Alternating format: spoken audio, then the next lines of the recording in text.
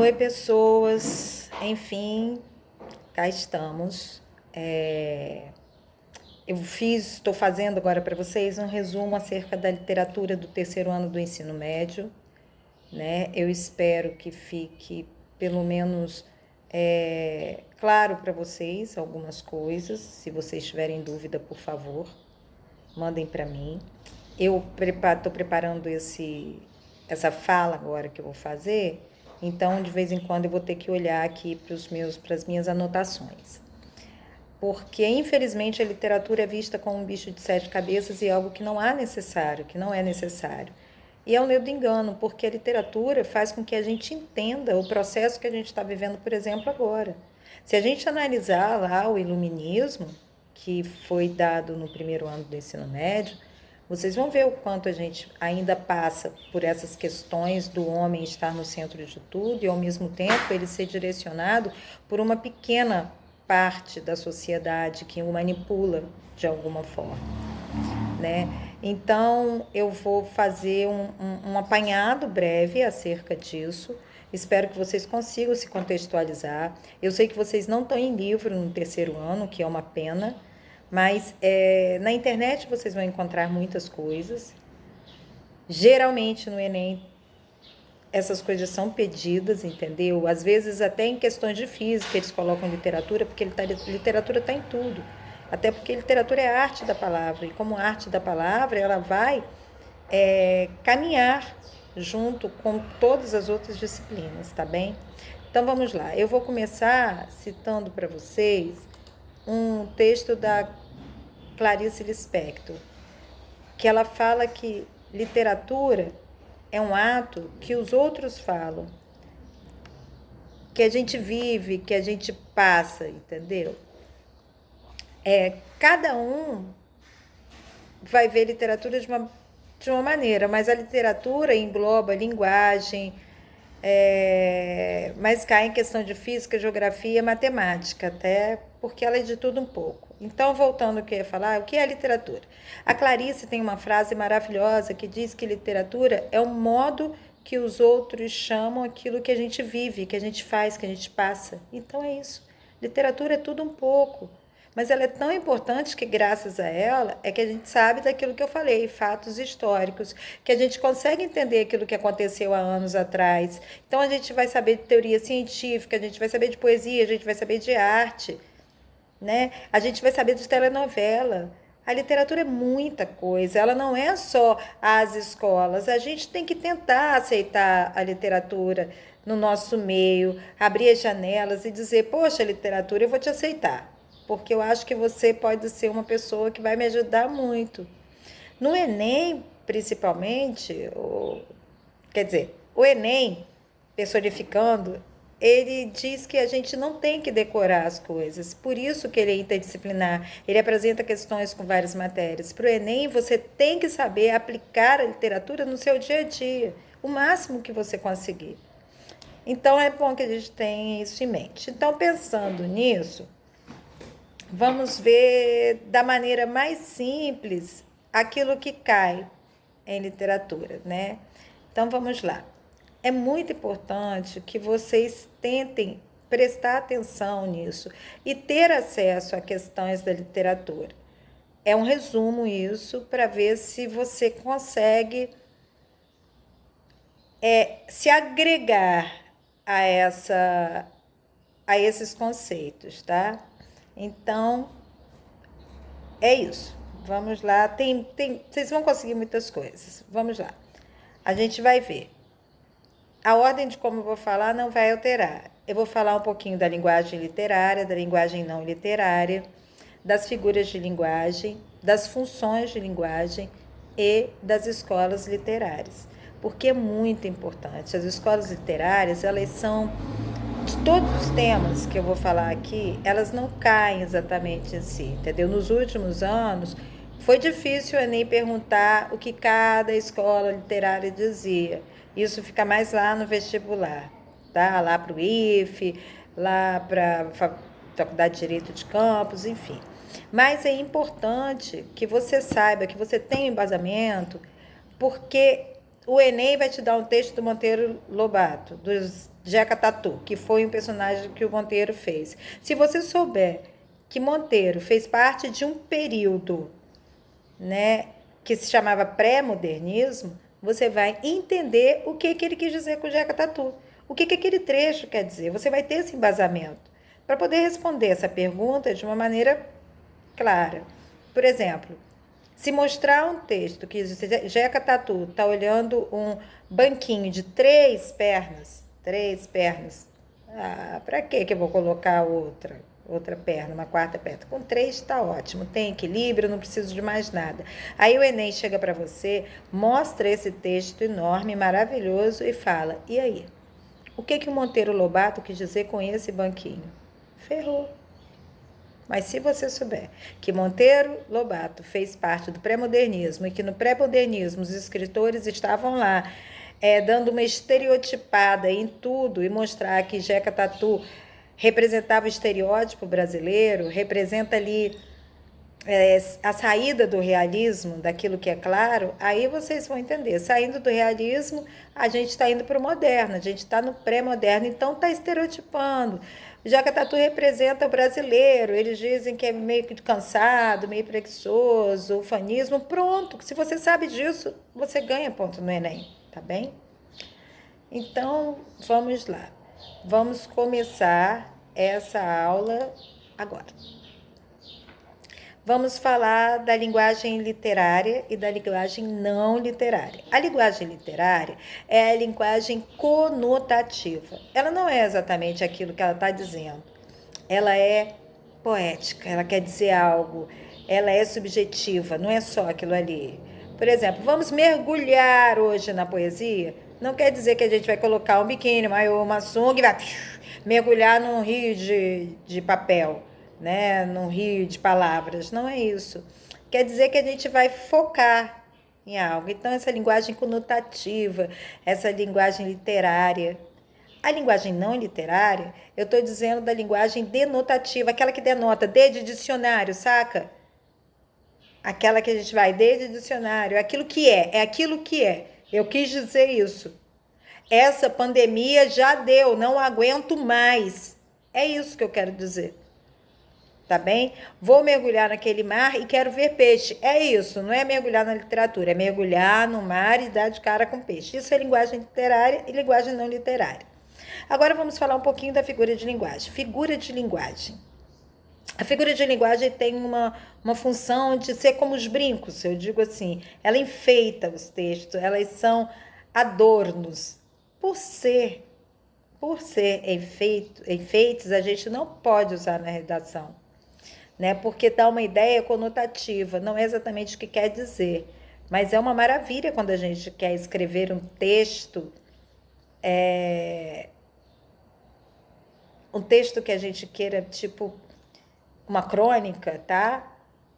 Se vocês colocarem na redação, cuidado para não ser algo... Agora, figura de linguagem cai no Enem. E muito, né? Muito quadrinho, muito texto, muitas tirinhas. As escolas literárias botaram muito... Quer dizer, os escritores usaram muitas figuras de linguagem para dar um efeito especial nos textos. Vocês não precisam decorar, mas é legal que vocês entendam que elas são divididas em 3 partes. A função semântica, que é a ideia do sentido, são figuras de linguagem que alteram no sentido da frase. A função sintática é a ordem que as coisas estão na frase, na oração. E a função fonética, que é o som. Fono, som. Aí a gente divide dessas 3 partes: semântica, sintática e fono. Vamos ver as mais comuns para a gente dar uma... Vamos lá. Semântica, de sentido da frase, que altera, figura de linguagem que altera esse sentido. Por exemplo, a comparação. A gente usa a comparação no nosso dia a dia. Várias figuras de linguagem a gente usa no nosso dia a dia, no jeito que a gente fala. A comparação, ela é assim: literatura é como música para os meus ouvidos. Uma comparação. Literatura igual a música para os meus ouvidos. Usa o quê? Usa um conectivo. O como. Que podia ser igual a, tá? Isso é como isso. E quando vocês verem esse como, que nem, igual, tal qual, isso já é uma comparação. Qualquer frase que vocês observarem, essas palavras é comparação à figura de linguagem usada. Com ela, vem uma que dá para confundir, que é a metáfora. Ela também é uma comparação, mas ela não usa nenhum conectivo. Você é meu caminho, meu vinho, meu vício desde o início, tá? Ela fala, por exemplo, literatura é como música para meus ouvidos, que é comparação. Na metáfora vai ser literatura é música para os meus ouvidos. Eu não vou usar o como, não vou usar o que nem, não vou usar o tal qual, igual, não vou usar. Simples. Então, metáfora não vai usar conectivo. Aí, isso me lembra que a gente tem outra figura de linguagem chamada antítese. São ideias contrárias, tá? Numa mesma oração. Antítese, ideias contrárias numa mesma oração. Eu sou de humanas e vocês são de exatas. É uma antítese. É possível acontecer no mundo real, mas são ideias contrárias, são coisas contrárias numa mesma oração. Então, antítese me puxa outra figura, que é paradoxo. O que é o paradoxo? Paradoxo é uma antítese, só que é uma antítese impossível. É quando, por exemplo, Camões falou assim, que virou música na voz do Renato Russo, o amor é fogo que arde sem doer. É ferida que dói e não se sente. Se dói, como que não sente? Contentamento descontente, sabe? Estou cheio de me sentir vazio. Caramba, ou você está cheio ou você está vazio. Entende? Na antítese, eu vou falar ideias contrárias, né? Que na mesma oração são contrárias, mas elas são possíveis de existir no mesmo mundo. No paradoxo, não. Paradoxo são duas ideias contrárias que não vai funcionar. Dá ruim. Se eu sinto uma dor, eu sinto uma dor. Não é uma ferida que dói e não se sente. Eu não estou cheio e vazio, eu estou cheio, eu estou vazio. Tem que fazer sentido, tá? E personificação ou prosopopeia. O que é isso? Que palavra é essa? Antes de mais nada, o bom de Enem é que às vezes ele explica qual é cada figura de linguagem. Preste atenção nos textos, mas às vezes também não explica. Mas preste atenção em tudo que tiver lá. Então é importante que a gente saiba o que cada figura quer dizer. Mas também não precisa a gente ficar louca, né? Personificação ou prosopopeia. Que é isso? Bem, é você dar atitudes a coisas, a animais. Sabe seres inanimados que não podem fazer isso? Que não podem falar, que não podem fazer nada? Por exemplo, teu olhar não me diz exato quem tu és, mesmo assim eu te devoro. Olhar diz alguma coisa? Seu olho, por acaso, fala? É possível que o olho comece a dizer algo? Então, isso é o quê? Uma personificação, né? Mas o que a gente pode ver? Personificação. Seres inanimados. A xícara suou de tanto calor, né? A xícara não consegue fazer isso. É uma prosopopeia ou personificação. Quando eu dou vida, atitudes, uma ação animada para algo que não pode fazer isso, tá bem? Aí vocês vão falar, caramba, eu nunca vou conseguir decorar isso. Bobagem. Eu nunca vou ser capaz de decorar? Isso é uma hipérbole, o exagero de expressão. Meu cérebro vai explodir por causa disso. Exagero de expressão, hipérbole.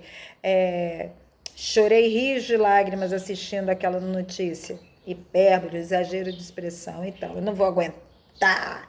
Eu jamais serei capaz de fazer isso. Isso é uma hipérbole, é um exagero. Agora, se você quiser abrandar, você vai usar o eufemismo. Tipo, ai, coitado, bateu as botas. Partiu dessa para melhor. Ela tá fofinha, né? Você quer abrandar isso. E a gente tem os 5 sentidos. E tem uma figura de linguagem que é conhecida por misturar esses sentidos em uma única oração. Quem fazia muito isso eram os poetas parnasianos.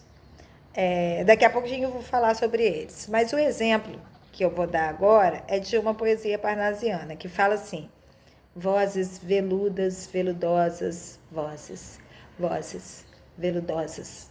Mistura a sensação, sabe? Vozes veludosas. Todas as que vocês sentirem que existem sensações diferentes misturadas na mesma oração, qual é? Sinestesia. Tá? Além da sinestesia, nós temos uma coisa que se chama metonímia. Metonímia, mais um nome bacana, hein, pra gente aprender. Vamos lá. Metonímia é quando você substitui alguma coisa por outra. Você dá o nome de uma coisa geral, e você dá um único nome para representá-lo.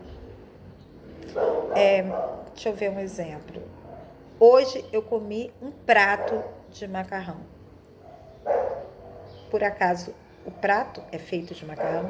Não era feito de macarrão. Mas vocês entenderam. Eu dei o nome para uma coisa geral.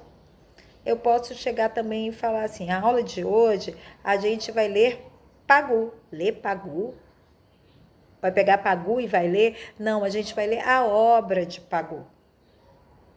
Entendeu? O estádio inteiro aplaudiu os jogadores. O estádio que aplaudiu as pessoas que estavam no estádio. Entende? Então a gente pega uma coisa para representar o todo, uma ação toda, certo? Outro exemplo, a gente chega em casa e a gente fala: hoje eu vou assistir o Bial. Vocês vão assistir Conversa com o Bial, certo? Enfim, isso é uma metonímia. É quando a gente dá um nome, um único nome para uma coisa geralzona, entendeu? Li Noel Rosa a noite toda. Entende? Nossa, professor, estou entendendo tudinho. Isso é ironia, uma figura de linguagem também, tá? Professor, está muito fácil, nó, já acertei tudo. Ironia, tá? É uma outra figura de linguagem. É quando a gente é irônico, a gente fala algo querendo dizer outra coisa, entendeu? E geralmente isso é intencional. Outra coisa que a gente tem é apóstrofe. Apóstrofe vamos ver. Nós temos Castro Alves. Ele usava muito isso. Meu Senhor dos escravizados, ajude-nos a sair disso. Quando você clama por alguém para fazer uma intervenção, os escritores românticos faziam muito isso, e outros escritores de outras escolas literárias também, apóstrofe. Eles usam isso, que é chamar alguém para ajudar, entendeu? Senhor Deus dos desgraçados, dizei-me vós, Senhor Deus, tá? É o chamado. Além disso, nós temos o clímax. Clímax vocês já ouviram, obviamente. O clímax, ele é muito fácil. A gente usa no nosso dia a dia, vê na novelinha, vê em vários lugares.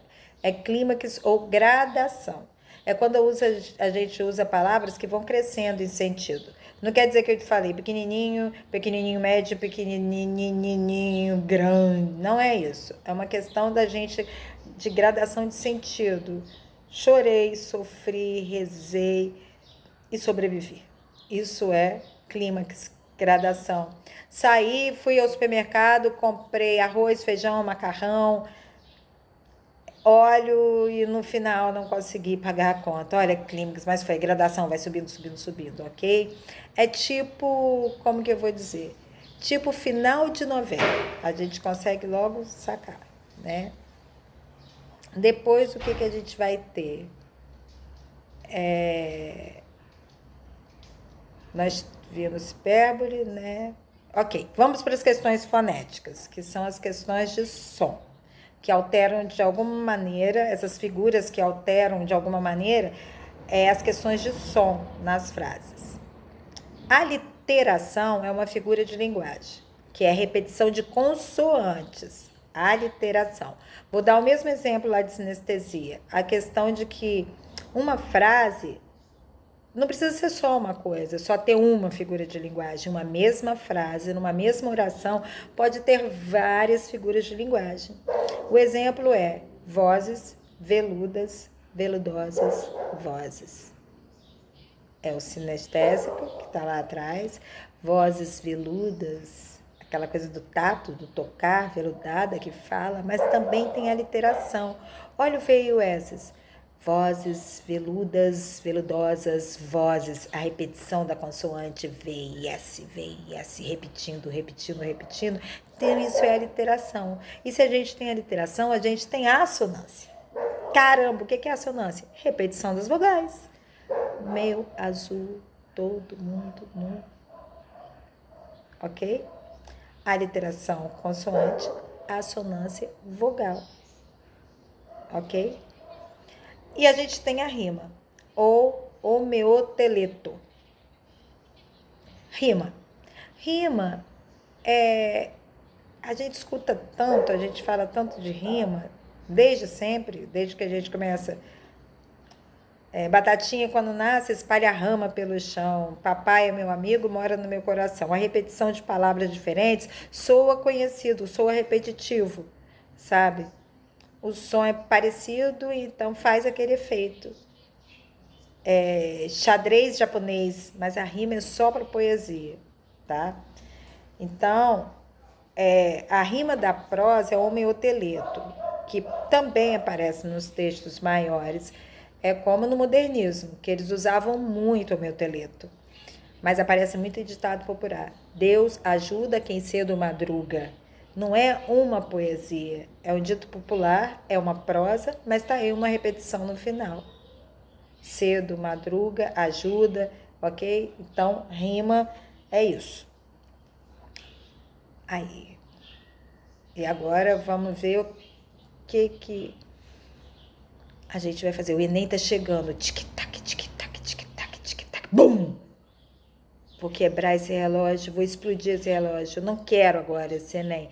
Mas esse tic-tac, tic-tac, tic-tac, tic-tac, tic-tac. Bum! O que eu fiz? Isso é uma onomatopeia. Onomatopeia é uma das coisas que mais cai no Enem. A gente aprende onomatopeia desde pequeno, porque é uma coisa didática, interessante. É você dar nome ao som das coisas. Que o barulho do relógio é tic-tac, tic-tac, toque, toque, toque. É o barulho de alguém batendo na porta. Bum!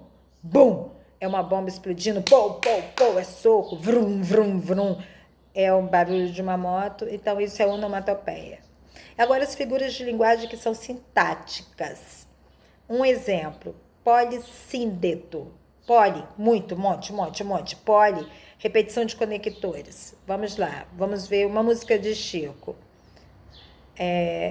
Todo dia ela faz tudo sempre igual e sacode às 6 horas da manhã, me sorrir um sorriso pontual e me beija com a boca de maçã. O hortelã. O que acontece?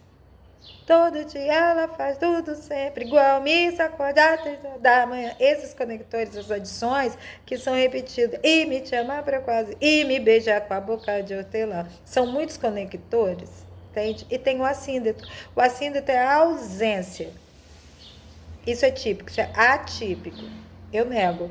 Então, no polissíndeto e assíndeto é ausência geral de conectores. É quando eu pego e substituo esse e ou outro conector qualquer por vírgula ou ponto. Isso é assíndeto, tá bom? Por exemplo, vou mendigar, roubar, matar. Até as coisas mais banais. Quando eu falo isso, eu não usei nenhum conectivo. Roubar e matar, e não usei. Eu botei vou mendigar, roubar, matar. Então, é assíndeto, ok? Dá para entender? Perfeito, é a ausência de conectores. Além dele, na função sintática, a gente vai ter também uma coisa que a gente sabe muito bem, porque eu tenho certeza que vocês falam isso demais. Subir para baixo, descer para cima. Isso tudo é uma dádiva de Deus. Se não tem uma goteira no teto, isso é pleonasmo. É muito importante que a gente separe pleonasmo. Pelo amor de Nanã. Não usem pleonasmo em lugar nenhum, tá? Não usem na redação, por favor. Porque existe o pleonasmo também na função literária, tá? Para dar ênfase. O subir para cima, descer para baixo, está errado, está na linguagem oral. Mas a gente pode usar ele na literatura como rir meu riso, chorar meu choro. Aí isso dá uma ênfase, uma poesia, um lirismo a mais, tá? E quando você está no cinema, assistindo o filme, começa uma cena proibida para menores de 18 anos, a câmera começa, ó, e mostra uma porta. Isso é elipse no cinema. E na figura de linguagem também chama elipse. É quando você omite um termo, quando você deixa de falar um termo e que mesmo assim o sentido da frase não muda, você consegue entender. Quando você vê assim o abajur, aquela penumbra, você consegue entender o que está acontecendo. Na figura de linguagem acontece a mesma coisa. Se eu falar assim para você, neste vídeo, figuras de linguagem. O que acontece? Eu não falei o A neste vídeo, a figura de linguagem, mas está tudo bem porque você entendeu mesmo assim. Isso é uma elipse, entendeu? E também tem o anáfora. Anáfora é quando eu repito a mesma palavra ou o mesmo estilo de oração em várias linhas. Anáfora. Quando tudo está perdido, sempre existe o caminho. Quando tudo está perdido, sempre existe uma saída. Quando tudo está perdido, sempre existe uma luz. Anáfora é quando no começo de uma frase eu uso uma repetição. Eu quero fazer aquilo, porque eu quero dar uma ênfase, eu quero dar uma função poética, por isso eu repito. Então, isso é uma anáfora. Bem, eu acho que figuras de linguagem, essas que mais caem, tá? Nos vestibulares e no Enem, são essas, mas tem muitas outras. Tem centenas não, mas dezenas de outras figuras, tá bem? Mas essas são as principais. E agora nós vamos parar, porque eu vou fazer uma pergunta muito importante. Preste atenção. Vocês têm um objetivo? A linguagem também tem, sabia? É verdade. A linguagem, ela tem todo o direito igual a mim, igual a você, porque a linguagem, comunicação, tem objetivos. Isso se chama o quê? Funções da linguagem. E quais são as funções da linguagem? Quais são os objetivos que ela tem na vida enquanto comunicação? Bem, primeiro a gente tem que saber que a linguagem é tudo. Se não houvesse linguagem, a gente não estava aqui agora eu falando para vocês sem falar e vocês tentando adquirir esse conhecimento. Eu tenho certeza que vocês só estão recortando. Mas vamos lá relembrar o que a gente conheceu muito na nossa infância. Como que se dá uma comunicação? Quais são os processos? Qual o processo que ocorre? Eu estou aqui me comunicando com vocês. Sempre que existe uma comunicação, a gente parte do pressuposto que tem um emissor. O emissor emite uma mensagem. Eu sou a Adriana, eu estou emitindo uma mensagem para vocês, que é uma revisão. Essa mensagem está indo em um código, que é o quê? A língua portuguesa, certo? É um código. Eu estou usando esse código para passar essa mensagem. E eu estou usando o canal. Qual canal? Qual o meu meio? Eu estou conversando com vocês através de um vídeo. Esse é meu meio de comunicação, meu canal de comunicação. E essa mensagem está chegando em vocês. Eu espero, acredito. E vocês são o quê? Os receptores. Então, eu sou emissor, passando para vocês uma mensagem através de um código, que é a língua portuguesa, e um canal que é o vídeo. E vocês recebem, são receptores. Nós temos, por exemplo, a função emotiva, que é expressiva, que tem a ver com eu, primeira pessoa, nós. É quando você joga todo o sentimento da coisa. Essa é a função emotiva. Sempre que vocês virem algum texto, a primeira pessoa, vocês podem ter certeza que a função é emotiva. Tem a função de expressar emoções, as coisas, sendo boas ou ruins, tá bem? Mas, uma coisa importante. Funções de linguagem é igual figura de linguagem, no mesmo sentido de que na mesma oração a gente pode ter muitas delas. Elas podem conviver em paz e harmonia. Tá? Ela pode ter várias funções dentro de um mesmo texto. Então, vocês podem identificar mais que uma função de linguagem no texto, se o exercício pedir. Não fiquem doidos, não enlouqueçam. Além da função emotiva, que é a primeira, nós temos a função fática. O que é a função fática? se a função emotiva está ligada ao emissor, a função fática, ela está ligada querendo a comunicação de volta. Né? Quando você pega o telefone e fala, alô, o que você quer? A resposta, que é o quê? Alô, oi, tudo bem? Você fala alguma coisa. A função fática é isso, ela quer um feedback, ela quer uma troca, ela quer que a mensagem volte, tá bem? Essa é a função fática. Nós temos também a função apelativa ou conativa, que é aquela que mais cai, ela cai muito, que é a função que está na linguagem, na propaganda dos anúncios, na questão imperativa, beba Coca-Cola, compre batom, vacine seu bichinho esta semana, né? E Bombril, enfim. Mas eu acho que esse ano vai cair Netflix, porque é uma coisa que é nova, né? Os comerciais pode ser que seja Netflix. Netflix, a propaganda da Netflix é assista grátis por um mês, né? No conforto da sua casa. Isso é uma função apelativa, está apelando. E tem até como receptor, porque existe uma ação de quem está recebendo aquela mensagem.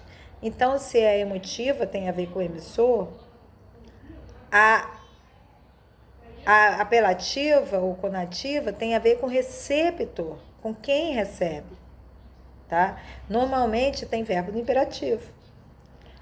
Faça, assista, compre, beba. Tem vocativo, tá? Vai estar sempre chamando, tá? Alô, alô, ô moça, usa esse detergente. Isso vai sempre estar fazendo essa questão apelativa. O verbo vai estar no imperativo e vocês vão logo olhar e saber o que é. Além da função emotiva, fática, e apelativa, a gente tem a referencial. A referencial tem a ver com a mensagem, a informação pela informação. A matéria jornalística, que a gente vê quantas pessoas foram na manifestação na Paulista, por exemplo, quantas pessoas saíram para votar no último domingo. A gente vê comentários sobre os pinguins e saber como eles se reproduzem. É informação por informação. Não tem sentimentalismo, não tem eu, não tem apelo, não tem nada. É informação. Eu quero saber quantas pessoas votaram, quantas anularam. Essa é a função referencial, tá bom? Tem a ver com informação, com a mensagem. Além da referencial, a gente tem a função poética. A função poética, não se deixe enganar. Ela pode aparecer em qualquer texto, tá? Não só na poesia, pode aparecer na prosa, mas ela está mais ligada à estética, ao modo como aquilo é falado. Eu quero causar impacto, eu quero fazer alguma coisa, eu quero deixar a coisa poética, a coisa literal.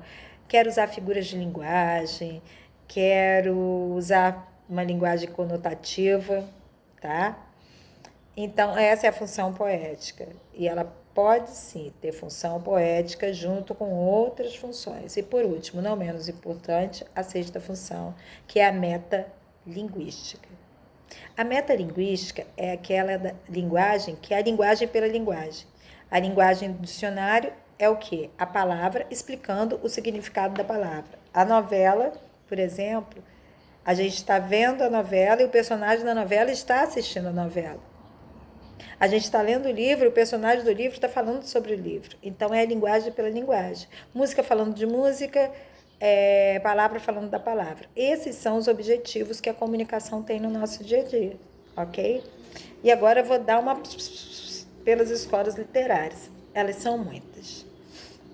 Então, vou fazer uma compilação, tá? Daquelas que caem mais, que são o romantismo, que tem 3 fases, e o modernismo, que tem 3 fases. São as que caem mais, não desmerecendo as outras. Mas a primeira escola literária da língua portuguesa, na língua portuguesa, é o trovadorismo, né? Trovador que está na Idade Média, que tem a sua poesia em formato de cantiga, que está lá no reinado, cantando para a mulher amada, né? Esse é o trovadorismo. Cantiga, poesia cantada na Idade Média. Aí depois a gente vem com o humanismo. O humanismo é quando o homem começa a entender o seu valor. Ele começa a criar uma classe social diferente, a ter comércio, tem a expansão marítima que começa, aí a Europa começa a bombar. Então, o homem que está vivendo nessa época do humanismo, ele diz, deixa de ser teocentrista, que é acreditar em Deus no centro de todas as coisas, o mais importante, ele passa a ser antropocentrista, ou seja, ele está no centro das coisas, ele é o mais importante, ele é que está no centro da Terra, ele é que vai cuidar de tudo, tá? Então, isso é o humanismo. Aí a gente já tem a descoberta do Brasil, que foi em 1500, que não foi descoberto, né? Porque os índios já estavam aqui. Mas, enfim, aparece aí o quinhentismo. Por que quinhentismo? Porque é de 1500. E a gente tem o português fazendo uma carta, que é a certidão de nascimento do Brasil, que é o Pero Vaz de Caminha, que ele conta a história da terra que ele descobriu, que são os índios, que eles andam nus, que tem uma natureza maravilhosa, fauna e flora. Além dessa literatura informativa, tem a literatura jesuítica, que é a literatura de adianta, que é para quê? Catequizar os índios, porque os portugueses chegaram aqui dizendo que nossos ancestrais não tinham cultura, não tinham religião, não tinham nada. Isso é uma mentira, porque tinham sim. Logo depois nós temos o Barroco. O Barroco é a história literária da dúvida, da sombra, do peso. Esse é o Barroco. Eles tinham acabado de ter o antropocentrismo com o humanismo, o homem, a descoberta científica, aí chega o teocentrismo, literatura jesuítica, vamos ensinar a igreja tem poder, só a igreja que pode lucrar, a igreja é o topo do topo, só quem confia em Deus vai para o céu, enfim. Quando chega o cara do Barroco, ele fala, que é isso? Para onde que eu vou? Nesse mundo de doido. Eu aproveito os prazeres da carne e vou para o inferno, ou eu não aproveito os prazeres da carne e sigo todas essas regras da igreja. O Barroco tem a ver com a Contra-Reforma. Tem a Reforma Protestante, tá? Que é de Lutero, que ele chegou para contestar as ideias da igreja, e a igreja católica, que não ia deixar isso barato, fez o quê? Opa, aqui é minha casa, minha riqueza, meu barato, vamos fazer o quê? A Santa Inquisição. Vamos criar uma companhia de Jesus, que foi assim que eles chamaram, vamos fazer uma contra-reforma. Então você tinha os protestantes falando coisas que ninguém tinha escutado, tipo, você pode lucrar sim. Você não vai comprar pedaço do céu, isso não existe, você vai fazer por merecer. Não é assim que as coisas funcionam. Tem coisa que está errada, a igreja está falando coisa errada, me escuta. E a igreja do outro lado falando, não, vai todo mundo para o inferno. Quem escutar esses caras vão para o inferno. Isso se aplica na literatura. Consegue entender? Então, um período em que a Santa Inquisição mandava literalmente para a fogueira todas as pessoas que não acreditasse na igreja, sabe? E aí é que vem aquela fase que as bruxas, as mulheres eram queimadas como bruxas. Depois desse peso todo, dessa dúvida, surgiram os Árcades e criam a escola chamada Arcadismo, que é uma ideia que vem de Arcade, que é uma terra mitológica da Grécia, um lugar onde os pastores ficam lá com suas ovelhas e suas mulheres e suas coisas em comunhão com a natureza. Entende? Tudo tranquilo, vivendo da arte, vivendo das coisas que a natureza dá. Isso é arcadismo. Logo depois surgem quem? Os românticos. E quando a gente fala romântico, a gente imagina logo amorzinho, né? Mas romantismo não é isso, não. Ele tem 3 fases. A fase do sangue, do tipo, sou romântico, é só a segunda. A primeira fase do romantismo, ela vem porque os caras que estavam aqui no Brasil, né? Eles são brasileiros, uma galera brasileira que está aqui, que já está numa geração. Eles querem mostrar que eles sabem, eles querem se mostrar. Tem imaginário, aí começa a surgir a prosa. Eles veem a necessidade da criação de um herói brasileiro, né? Eles olham para o lado, tem os escravos. Uau, eles são da África. Olha para o outro lado, tem os portugueses. Porra, eles são da Europa. Quem sobra? O índio. O índio estava aqui, ó, desde um tanto, né? Desde antes deles. Só que eles dão uma americanizada no índio, né? Eles transformam o índio num cara grande, forte, musculoso, cabelo liso, pá, não sei o que, aquelas coisas todas. E bem nessa época, a família real começa a vir para o Brasil e trazem a imprensa junto com eles. Pela primeira vez, você ser escritor está permitido, porque agora está na Constituição dos Direitos do Homem. O homem pode expressar a sua própria opinião. É a primeira vez que isso acontece com a vida da família real aqui para o Brasil. Por quê? Porque a família real precisava ler suas coisinhas, né? Precisava ter seus saraus, precisava fazer literatura em casa. Mas traz também com eles um certo avanço em relação à comunicação, aos direitos humanos, em relação à imprensa. O romantismo, então, segue essa fase, essa coisa nacionalista, essa coisa do imaginário. E aí, quando eles chegam na segunda fase, que eles ficam meio góticos, né? Ficam assim, querendo se esfregar na parede, tô sentindo dor, minha cabeça tá doendo, sabe? Aquela coisa da dor. De qualquer maneira, eles estão querendo mostrar que o imaginário é maravilhoso, que a visão romântica do mundo é algo fundamental. O romantismo é uma história revolucionária. Eles viram e falam assim, gente, nós somos brasileiros, nós vamos fazer aqui do nosso jeito. Mas é isso que você precisa saber. No romantismo, a gente tem quem? José de Alencar, na fase nacionalista, que é um cara que colocou o Guarani, Iracema, índios, personagens indígenas como heróis. Você tem Castro Alves que fala, gente, ó, vamos entender o que está acontecendo? Não é dessa maneira que a roda gira. Vamos colocar esse personagem aqui também. Esse é o romantismo, tá? Logo depois do romantismo vem o realismo. O realismo ele está cansado do romantismo. Por quê? Porque ele não aguenta mais o eu sofro, eu choro, eu vivo, eu morro, eu saio, eu. No romantismo imaginário estava muito forte, então era muita coisa intrínseca, muita subjetividade. O escritor romântico, ele falava dele, porque ele estava ali. Ele tinha acabado de sair de coisas importantes da história, do contexto histórico, e queria contar o que estava acontecendo na vida dele. Ele queria se mostrar como indivíduo.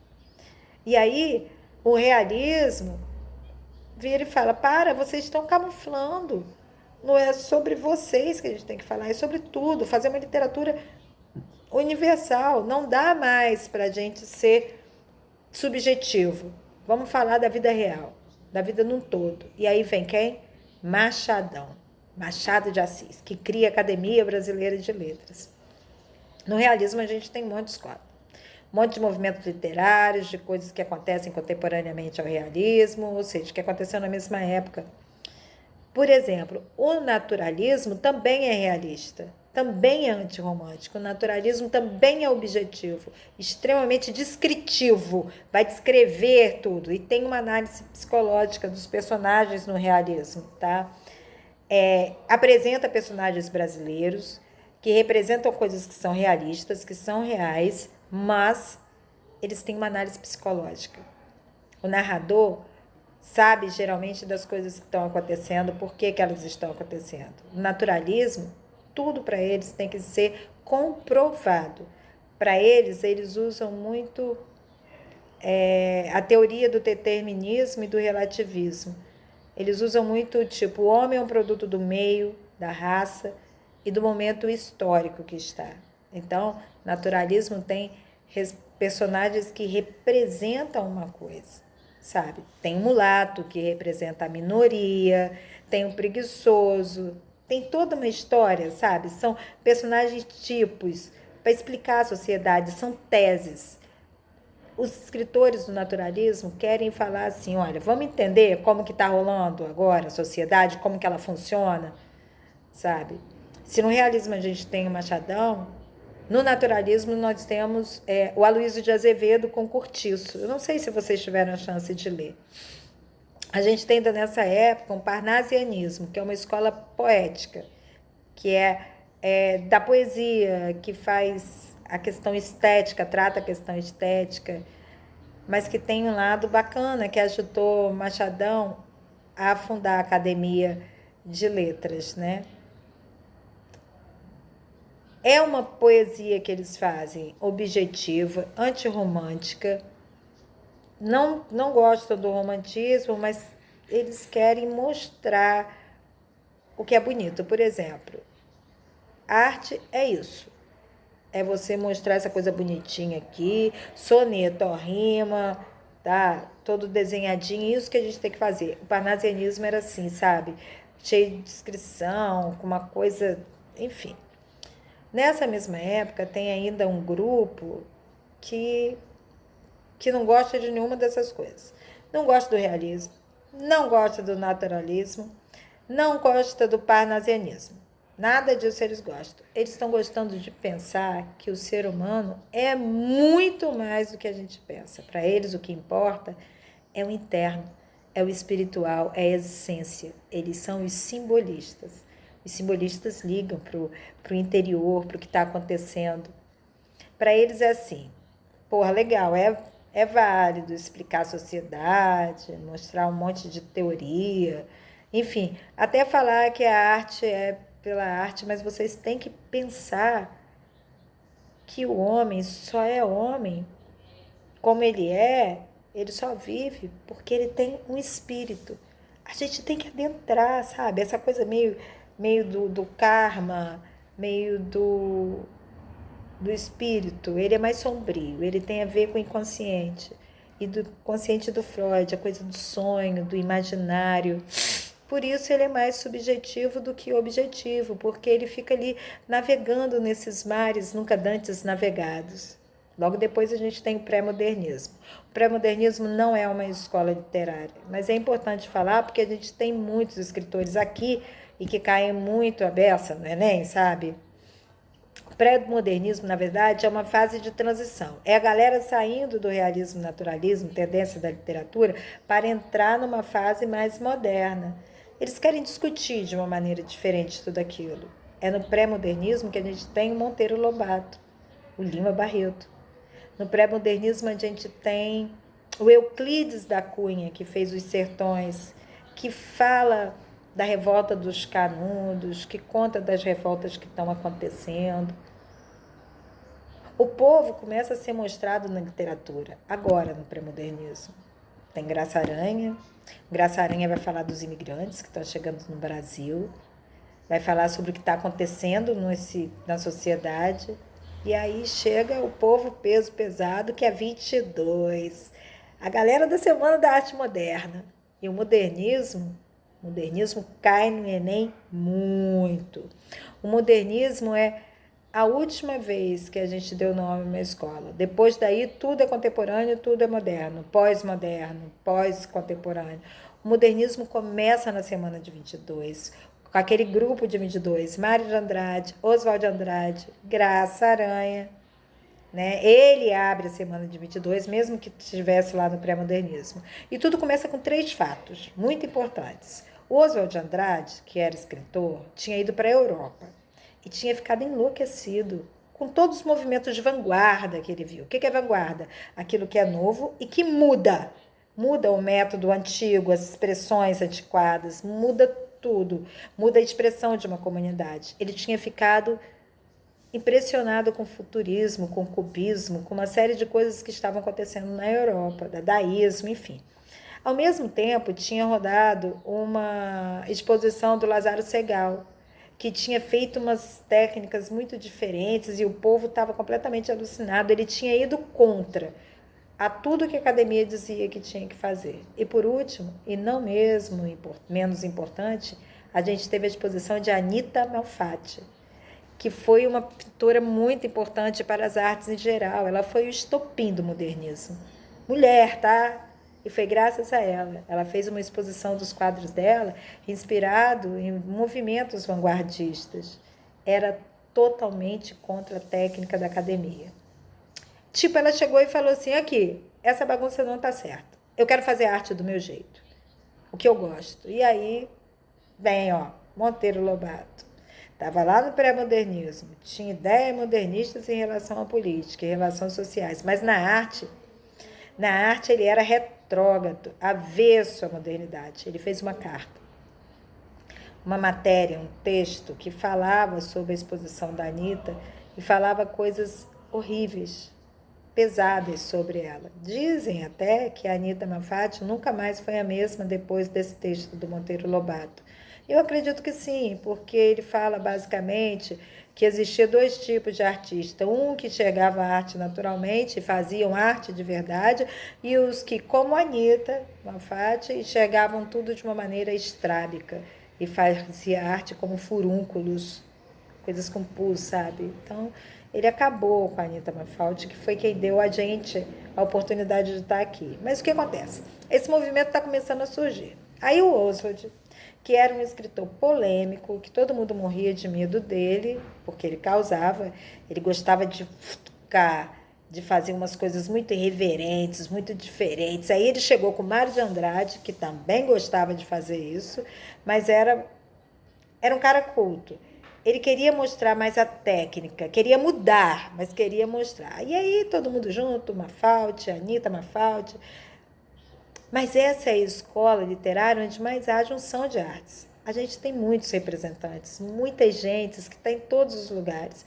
A gente tem o Oswald Mário, a gente tem o Graça Aranha na literatura, a gente tem Manuel Bandeira, poesia, a gente tem a Anitta nas artes plásticas, a gente tem Vila Lobos na música, a gente tem todas as artes ali misturadas no modernismo, isso é muito bacana. E o que eles querem que eu estude? Eles querem falar assim, gente, stop, parou, chega de copiar os europeus, entendeu? A gente pode até comer a cultura deles, ruminar, mas depois colocar aquilo que a gente gosta.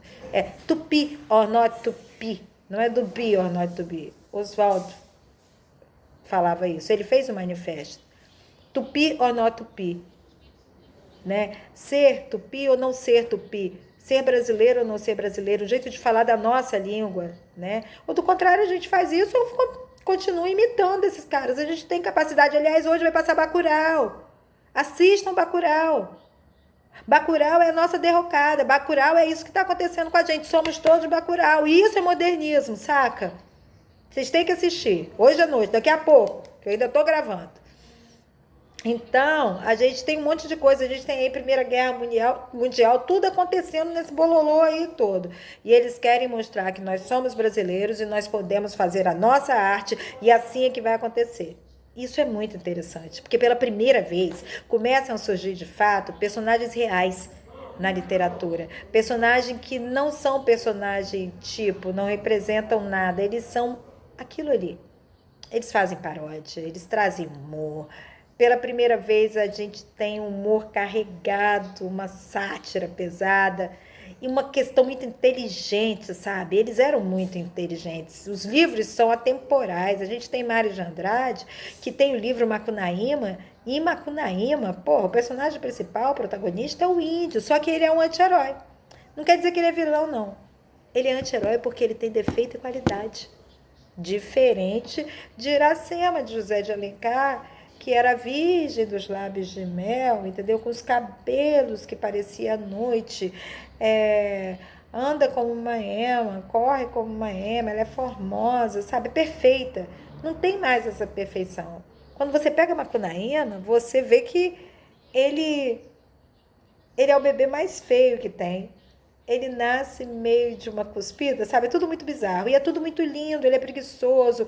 A questão da descoberta do desejo é maravilhoso, sabe? Ele era muito. Quando ele começou a falar, ele fala, ai, que preguiça.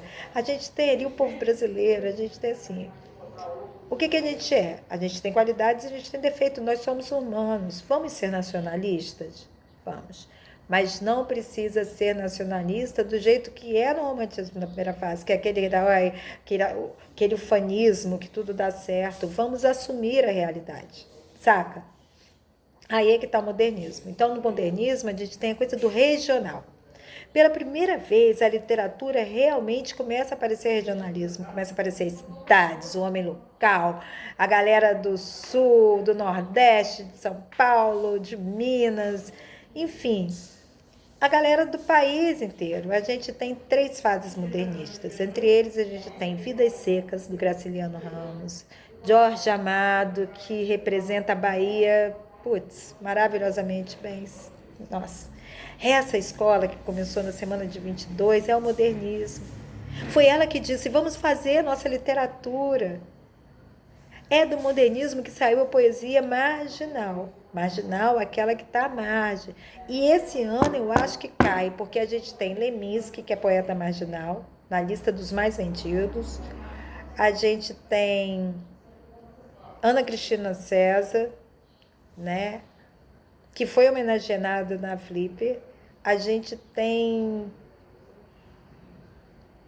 muitos, né? A gente está numa discussão forte do feminismo, a gente, né, teve já Simone de Beauvoir. Pode ser que venha uma poesia com cunho político, com cunho marginal, então vamos prestar atenção nisso que vai acontecer. Mas poesia marginal foi um movimento de poetas que queriam fazer arte do jeito deles, sem regra, sem nada. Que é muito parecido com o que o modernismo queria, que a Semana de 22 pegou no começo, que é essa história de vamos fazer a nossa própria literatura, com a nossa língua, com a nossa cara, do nosso jeito.